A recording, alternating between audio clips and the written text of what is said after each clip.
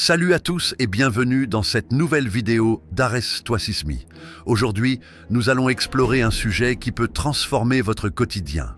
Comment appliquer le stoïcisme dans votre vie à travers 5 exercices pratiques.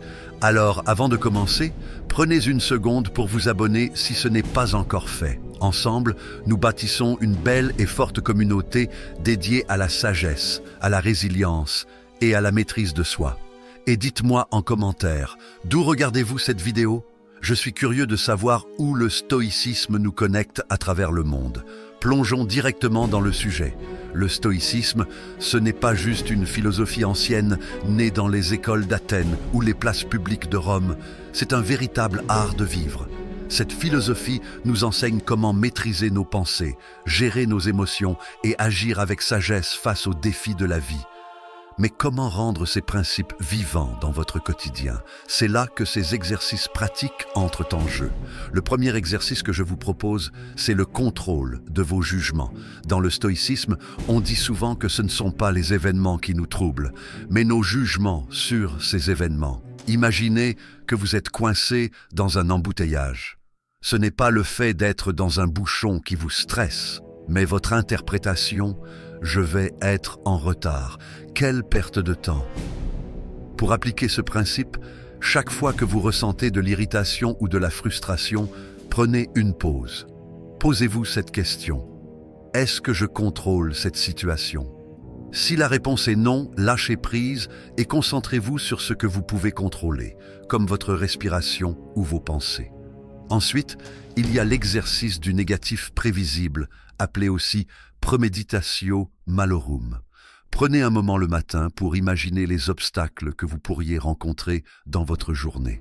Visualisez les désaccords possibles, les retards ou même des imprévus plus graves. Ce n'est pas une manière de devenir pessimiste, mais de se préparer mentalement. Comme disait Sénèque, celui qui est préparé au pire ne peut jamais être pris au dépourvu. En vous entraînant à accepter la possibilité des difficultés, vous réduisez leur impact émotionnel quand elles surviennent réellement.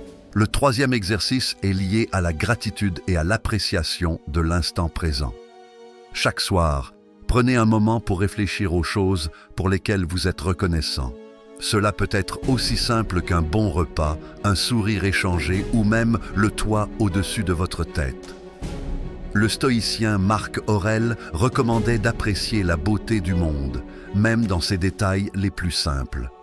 Cet exercice vous aide à cultiver un esprit positif et à éviter de vous laisser happer par les désirs incessants ou l'insatisfaction. Un autre outil puissant du stoïcisme, c'est la division des responsabilités. Épictète enseignait que le bonheur réside dans la distinction entre ce qui dépend de nous et ce qui n'en dépend pas. Prenez une feuille de papier et dessinez 2 colonnes. À gauche, listez tout ce que vous contrôlez, vos actions, vos réactions, vos efforts. À droite, ce qui échappe à votre contrôle, les opinions des autres, les décisions politiques, les caprices du temps. En visualisant clairement cette distinction, vous vous libérez du poids inutile de tenter de contrôler l'incontrôlable. Cela peut devenir un rituel quotidien pour clarifier votre esprit. Enfin, l'un des exercices les plus fondamentaux est la pratique de la vertu. Le stoïcisme ne se limite pas à la théorie. Il se vit à travers 4 vertus principales, la sagesse, le courage, la justice et la tempérance. Chaque jour, essayez de pratiquer ces vertus dans vos actions. Par exemple, faire preuve de courage en affrontant une conversation difficile, agir avec justice en aidant quelqu'un sans attendre de retour, ou exercer la tempérance en résistant à une envie impulsive.